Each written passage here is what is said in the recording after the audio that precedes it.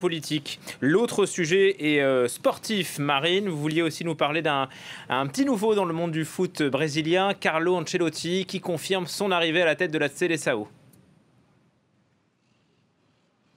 Oui, alors vous le savez, ici, le football, c'est un sport national et on prend cela très sérieusement. À un peu plus d'un an de la Coupe du Monde, l'équipe brésilienne, qui est mal en point, on peut le dire, en difficulté depuis quelques mois, pourrait bien être relancée par l'arrivée de ce nouvel entraîneur, l'Italien Carlo Ancelotti, qui devra donc quitter le Real de Madrid puisqu'il va commencer à entraîner l'équipe brésilienne dès le 26 mai. Tous les espoirs reposent désormais sur lui. Il a la lourde tâche d'entraîner la Seleção jusqu'à la Coupe du Monde 2026. C'est en tout cas ce qu'espèrent les supporters, mais aussi la Confédération brésilienne de football, qui a déclaré que cette nomination d'Ancelotti n'était pas seulement une nomination stratégique, mais qu'elle visait, je le cite, « C'est notre façon de dire au monde que nous sommes déterminés à revenir sur la première place du podium ». Cette annonce, elle met fin à un mois et demi de suspense depuis le limogeage de l'ancien entraîneur après la défaite écrasante du Brésil 4-1 face à sa rivale de toujours,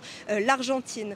Ancelotti, on le rappelle, il détient le record du plus grand nombre de trophées remportés en Ligue des Champions par un entraîneur. C'est donc à lui que reviendra la lourde mission de reprendre les rênes de la sélection la plus titrée de l'histoire de la Coupe du Monde. Et qui sait, peut-être que grâce à lui, le Brésil décrochera enfin sa 6e étoile. C'est tout ce qu'on vous souhaite, c'est sympa quand même. Merci beaucoup.